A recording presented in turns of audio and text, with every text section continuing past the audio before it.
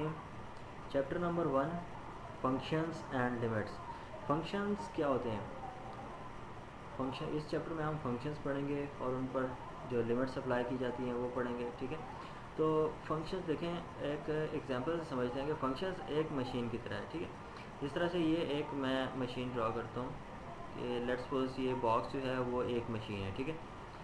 और इस पे एक इनपुट दी जाती है, ठीक है। इस मशीन को कोई इनपुट दी जाती है और फिर ये जब फंक्शन को जब हम इस मशीन को जब इनपुट देते हैं तो ये कोई प्रोसेसिंग करती है उस इनपुट पे, ठीक है। कोई भी उस पर मेथड अप्लाई करके ये कुछ भी प्रोसेसिंग होती है उस पर, ठीक है।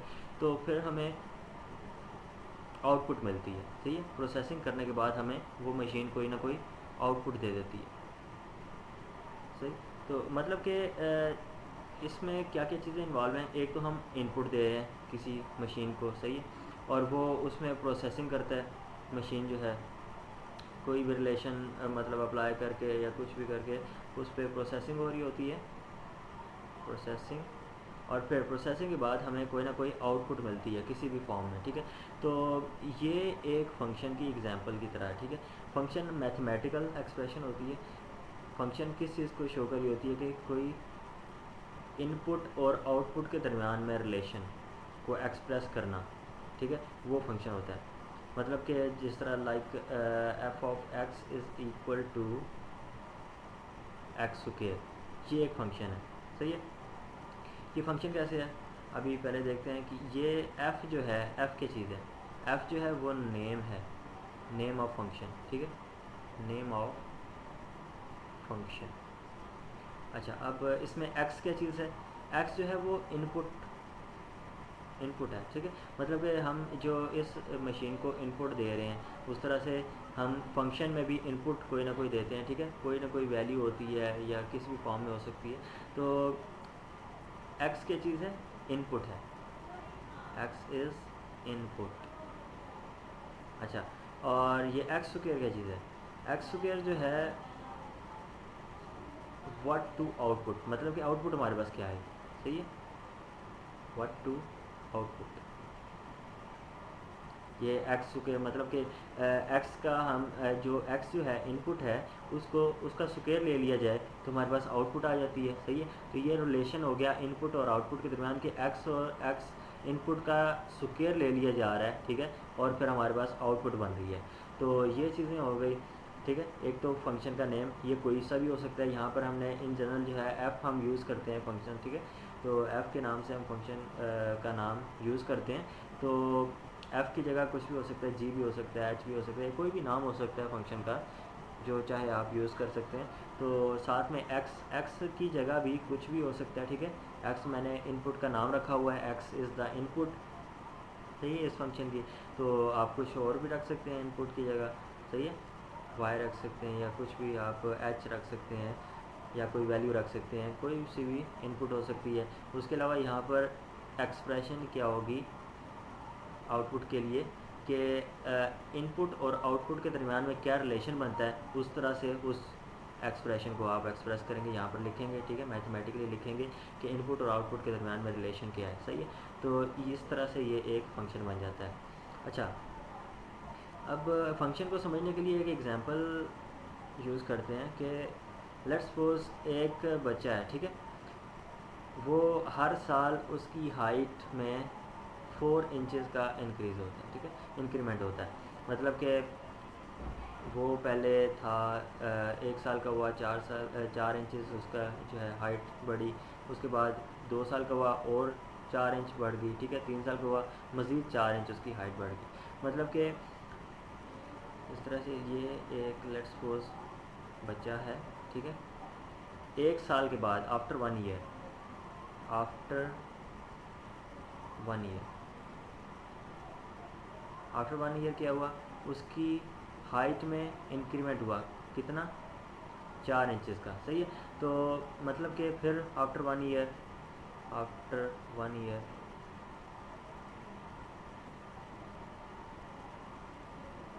4 इंच का और इंक्रीज़ हो गया, सही है। मतलब कि हम सपोज़ करें कि एक बच्चे की हाइट उसकी एज के साथ साथ क्या हो रही है, बढ़ रही है, ठीक है। और कितनी बढ़ रही है, 4 इंच। हर साल बाद 4 इंच का इंक्रीमेंट आता है। तो हम इसका अगर इसको मैथमेटिकली एक्सप्रेस करना चाहें तो फिर किस तरह से लिखेंगे कि हाइट और हाइट, इसमें देखें यहाँ पर आउटपुट क्या है, क्या चीज़ बढ़ रही है, हाइट, ठीक है, हाइट बढ़ रही है, मतलब कि हाइट क्या होगी, आउटपुट होगी। और किसके साथ बढ़ रही है, किस से रिलेट हो रहा है वो, एज के साथ, मतलब कि एज से रिलेट हो रही है हाइट, तो एज इसमें इनपुट हो गई और हाइट इसमें आउटपुट हो गई, सही है। तो इसमें हम इस तरह से लिख देते हैं, height is the output, height नाम रख देते हैं फंक्शन का, ठीक है। तो और इनपुट में क्या आ रही है, एज आ रही है, सही है, एज के साथ साथ बढ़ रही है। अच्छा, एज और हाइट के दरमियान में रिलेशन क्या बन रहा है, सही है। तो वो देख लेते हैं, एज को अगर हम मल्टीप्लाई करें किससे, 4 इंचज़ से, तो हमारे पास आउटपुट बन जाती है, सही है। मतलब कि 1 साल का हुआ, एज 1 हो जाएगी, ठीक है, 1 ईयर मतलब कि 1 साल बाद 4 इंचज़ का, फिर 2 साल बाद वो 2 × 4 हो जाएगा, 8 इंचज़ हो जाएगा, ठीक है। किसी भी एज पे, किसी भी उम्र पे उसकी अब हाइट निकाली जा सकती है, ठीक है। तो हम लेट्स सपोज 8 ईयर्स, जब वो 8 साल का हो गया तो उसकी हाइट कितनी होगी, ठीक है, कितनी इंक्रीमेंट हुई है, हाइट 8 ईयर्स, एज 8 ईयर्स आ गई, इज़ इक्वल टू एज की जगह 8 ईयर्स मल्टीप्लाई बाय 4 इंचज़, तो ये बन गया 32 इंचज़। मतलब कि 32 इंचज़ का इंक्रीमेंट आया है 8 सालों में, सही है। तो इस तरह से ये फंक्शन जो है, ये मैथमेटिकल एक्सप्रेशन लिखी हुई है, एक रियल लाइफ प्रॉब्लम हमने ली, ठीक है, उसको हमने मैथमेटिकल एक्सप्रेशन के थ्रू शो किया। तो फंक्शंस ये होते हैं कि इनपुट और आउटपुट का रिलेशन होता है। या फिर आप बात करें कि कोई एक, ये एक रीजन है, सही है, लेट्स सपोज ये एक स्क्वायर है, सही है। तो स्क्वायर का एरिया क्या होता है, स्क्वायर का एरिया इज़ इक्वल टू क्या होता है, लेंथ के स्क्वायर के बराबर होता है, ठीक है। तो ये लेंथ्स हैं इसके, L1 L2 L3 जो भी है, ठीक है। तो area is equal to L square हो गया। अब यहाँ पर देखें, एरिया किस पे डिपेंड कर रहा है, लेंथ पे डिपेंड कर रहा है। अगर लेंथ ज़्यादा होगी तो एरिया भी ज़्यादा हो जाएगा। लेट्स सपोज लेंथ मैं ज़्यादा कर देता हूँ, ठीक है, तो रीजन का एरिया भी बढ़ जाएगा, सही है। इस रीजन का एरिया बढ़ गया क्योंकि ये इसकी लेंथ मैंने इंक्रीज़ कर दी, सही है। अगर मैं कम करूँगा लेंथ को तो एरिया भी कम हो जाएगा, सही है। तो मतलब कहने का ये है कि एरिया डिपेंड कर रहा है लेंथ के ऊपर। मतलब कि किसी भी कोई भी क्वांटिटी किसी और क्वांटिटी पर डिपेंड कर रही हो, ठीक है, तो उसको हम फंक्शन के थ्रू हम उसको एक्सप्रेस करते हैं, सही है। तो इनपुट और आउटपुट का रिलेशन होता है फंक्शन। अब यहाँ पर देखें, एल जो है इसको मैं इंक्रीज़ करूँ तो एरिया स्क्वायर का इंक्रीज़ हो रहा है, उस रीजन का इंक्रीज़ हो रहा है। तो ये भी एक फंक्शन है, ठीक है, जिसमें इनपुट क्या है, लेंथ है, और आउटपुट एरिया है, सही है। तो हमने देखा कि फंक्शन का यूज़ कहाँ पे होता है, सही है। और साथ में हमने देखा कि फंक्शन को लिखा कैसे जाता है, पहले नाम लिखा जाता है, उसके बाद इनपुट होती है, इज़ इक्वल टू उसकी रिलेशन होता है कि किस तरह से उसकी आउटपुट आएगी।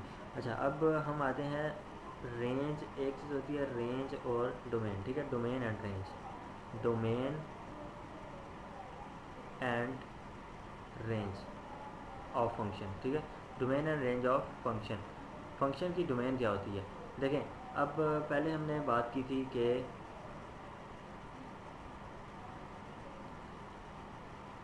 इनपुट की, सही है।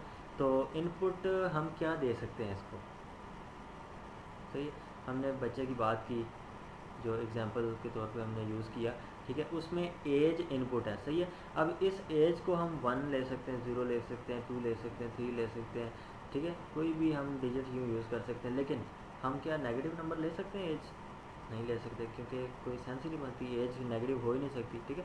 तो दूसरी बात कि अगर हम नेगेटिव एज लें भी तो फिर हमारे पास हाइट भी नेगेटिव में आएगी, हाइट या लेंथ कभी नेगेटिव में नहीं होती, सही है। तो कहने का मतलब ये है कि इनपुट वो होगी जो डिफाइंड हो, मतलब कि उससे एक सेंसेबल आउटपुट आए, ठीक है। तो डोमेन जो है वो इनपुट होती है जो हम फंक्शन में इनपुट कर सकते हैं, ठीक है, फंक्शन को दे सकते हैं इनपुट। तो डोमेन ये होगी। और रेंज क्या होगी? रेंज वो होती है कि हम जो इनपुट दे रहे हैं फंक्शन को, उससे हमारे पास आउटपुट क्या आती जा रही है, सही है। इनपुट हम देते जाएं, सही है, तो सेंसेबल इनपुट हम देंगे और हमारे पास आउटपुट भी सेंसेबल आएगी, तो वो हमारे पास आ गई रेंज, सही है, वो बन जाती है रेंज। डोमेन और रेंज हो गया फंक्शन का। तो इसकी एक एग्जांपल भी कर लेते हैं कि लेट्स सपोज एक फंक्शन हमारे पास है f of x is equal to x over x square minus 4, सही है। ये एक फंक्शन हमें अगर गिवन है तो इसकी हमने डोमेन और रेंज देखनी है, फाइंड करनी है, तो हम कैसे देखेंगे? देखें, अगर ये फंक्शन है तो इसमें हम x जो है इनपुट के तौर पर यूज़ कर रहे हैं, सही है, और ये हमारे पास रिलेशन आ जाता है आउटपुट का कि आउटपुट कैसे आएगी। अब इसमें हम x की कौन कौन सी वैल्यूज़ इनपुट कर सकते हैं जिससे हमारे पास सेंसेबल आउटपुट आए, ठीक है। अनडिफाइंड नहीं आनी चाहिए, इन्फिनिटी नहीं आनी चाहिए, नेगेटिव या पॉजिटिव इन्फिनिटी, या 0/0 फॉर्म नहीं बननी चाहिए, ठीक है। तो वो हम देखते हैं। देखें, अगर ये डिनोमिनेटर 0 हो जाए तो क्या होगा? अगर डिनोमिनेटर 0 हो जाए तो हमारे पास x/0 बन जाएगा, ठीक है। तो x/0 जब बन जाएगा तो वो इज़ इक्वल टू इन्फिनिटी हो जाएगा। तो इन्फिनिटी जो है वो अनडिफाइंड हम वैल्यू नहीं लेंगे, सही है, तो अनरीचेबल वैल्यू होती है, सही है। तो हम रीचेबल वैल्यूज़ लेते हैं आउटपुट भी, और देखते हैं कि इनपुट हम कौन सी करें ताकि हमें हमारे पास रीचेबल आउटपुट्स आएँ, सही है, सेंसेबल आउटपुट्स आएँ। तो अब यहाँ पर देखें हम कौन कौन सी वैल्यूज़ पुट करें तो ये 0 बनता है। उसके लिए हम देखेंगे, इसके लिए अगर मैं इसमें 2 पुट करूँ तो ये बनता है 4, ठीक है, 2 का स्क्वायर हो जाएगा 4, 4 - 4 0 हो जाता है। और अगर मैं -2 पुट करूँ फिर भी ये 0, डिनोमिनेटर जो है वो 0 हो जाता है, ठीक है। मतलब कि x should not be equal to 2 and -2, सही है, 2 और -2 नहीं होना चाहिए। बाकी कोई भी वैल्यू पुट करें तो डिनोमिनेटर 0 नहीं होता, सही है। तो ये दो वैल्यूज़ ऐसी हैं जिन पर डिनोमिनेटर 0 हो जाता है और फिर हमारे पास आउटपुट इन्फिनिटी आ जाती है, अनरीचेबल आ जाती है। तो हमारे पास जो आउटपुट है वो अनरीचेबल या अनडिफाइंड नहीं आनी चाहिए, सही है।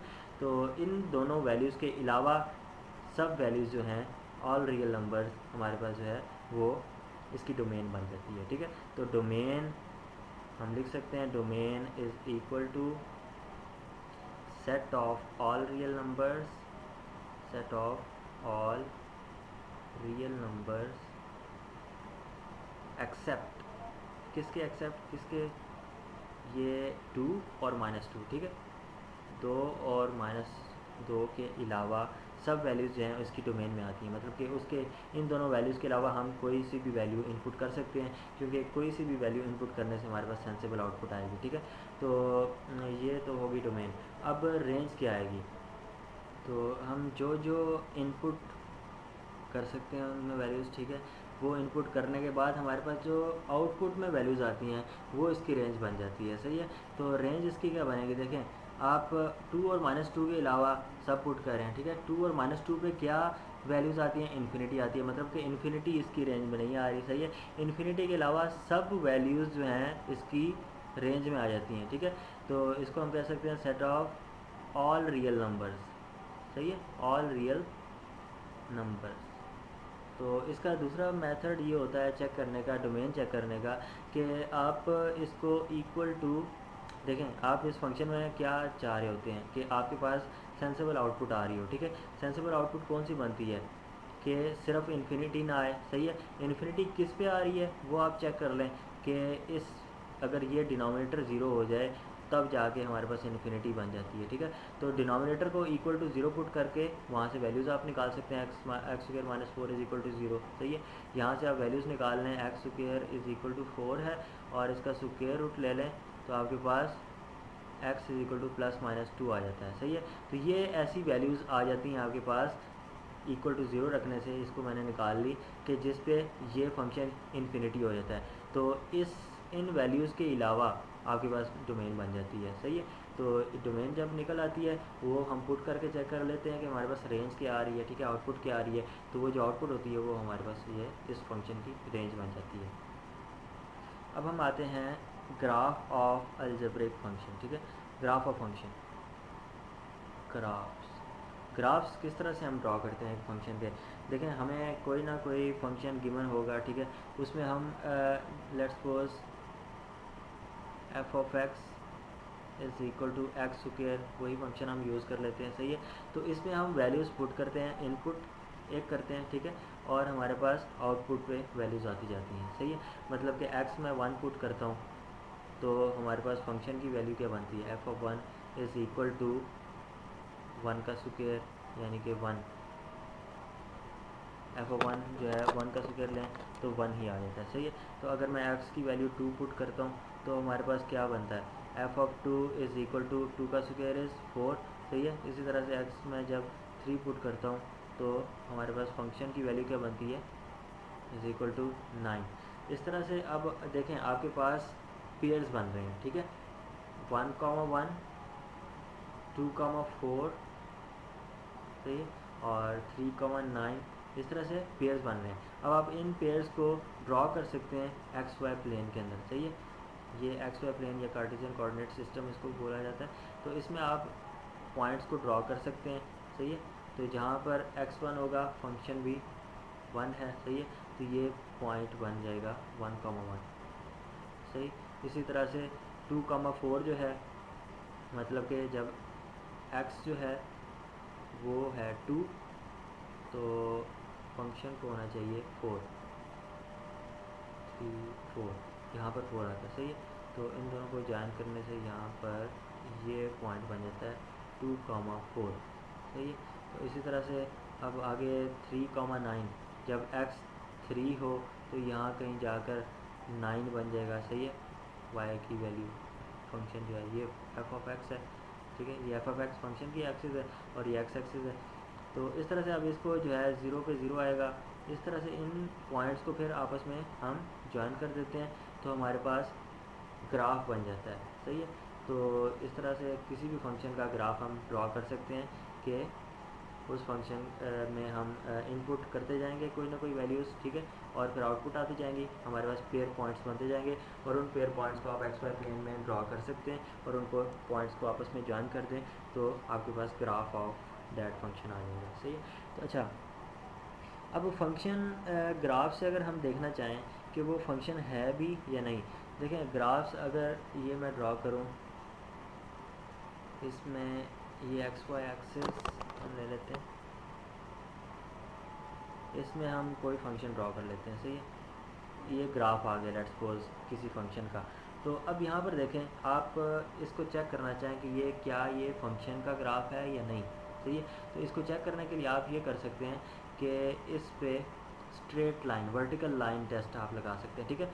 कहीं पे भी हर जगह पर आप चेक करें वर्टिकल लाइन लगाकर, लेट्स सपोज मैं यहाँ पर चेक करता हूँ, ठीक है, यहाँ पर चेक करता हूँ, यहाँ पर चेक करता हूँ, वर्टिकल लाइंस मैंने लगाई इस ग्राफ के ऊपर।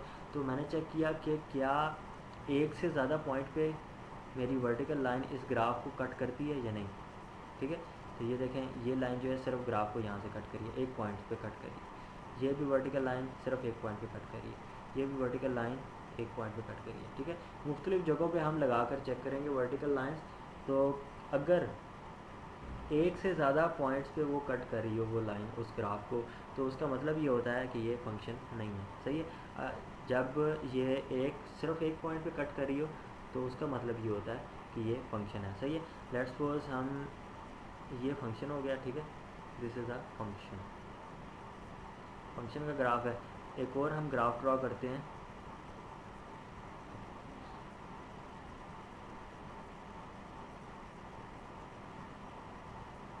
ये एक ग्राफ मैंने ड्रॉ किया है, सही है। तो इसमें देखें, अब इस पे वर्टिकल लाइन टेस्ट लगाते हैं तो क्या होगा, ये मैंने वर्टिकल लाइन लगाई, इस पे एक पॉइंट पे कट करी है, सही हो गया। इस पे मैं वर्टिकल लाइन लगाता हूँ, इस पे देखें तो 1 2 3 इस ग्राफ को 3 जगहों पर कट कर रही है ये वर्टिकल लाइन, ठीक है। तो उसका मतलब ये है कि ये फंक्शन नहीं है, सही है। तो इसको हम कह देंगे नॉट अ फंक्शन, ये फंक्शन का ग्राफ नहीं है। तो इससे हम वर्टिकल लाइन टेस्ट से हम चेक कर सकते हैं किसी भी ग्राफ को कि वो किसी फंक्शन का ग्राफ है या नहीं है। सही है। तो अब हम वैसे किसी भी एक्सप्रेशन को भी चेक किया जा सकता है। सही है कि किसी फंक्शन की एक्सप्रेशन को किस तरह से चेक करेंगे कि वो फंक्शन है या नहीं है। तो उसको इस तरह से चेक करेंगे कि हम इनपुट कोई भी करके देखें, कोई भी वैल्यू इनपुट करके देखें। अगर एक से ज़्यादा हमारे पास आउटपुट आए, किसी एक इनपुट पे एक से ज़्यादा आउटपुट आए, तो वो फंक्शन नहीं होता। सही है। हर एक इनपुट पे सिर्फ एक आउटपुट आनी चाहिए। सही है। मतलब कि ये मैं बात करूँ कि ये इनपुट है। सही है। ये आउटपुट है, इनपुट है और ये आउटपुट है। तो इसमें ये मुख्तलिफ वैल्यूज़ हैं इनपुट में। सही है। ये 1 होगी, ये 2 है, 3 है, 4 है। सही है। ये आउटपुट्स आ गई। अब देखें इस पे अगर 1 पे सिर्फ ये आउटपुट आती है, ठीक है, 2 पे सिर्फ ये आउटपुट आती है, 3 पे सिर्फ ये आउटपुट आती है, 4 अगर इनपुट करता हूँ तो सिर्फ ये आउटपुट आती है। सही है। तो ये एक फंक्शन है। सही है। तो इसको 1 to 1 फंक्शन कहा जाता है। अच्छा, अगर हम बात करें कि ये एक इनपुट है और ये आउटपुट है। सही है। तो इस इनपुट पे ये आउटपुट आ रही है। ठीक है। इस इनपुट पे भी ये आउटपुट आ रही है। सही है। इस इनपुट पे ये आउटपुट आ रही है। तो ये भी फंक्शन है। ठीक है। 1 to मैनी फंक्शन इसे कहा जाता है। या अच्छा,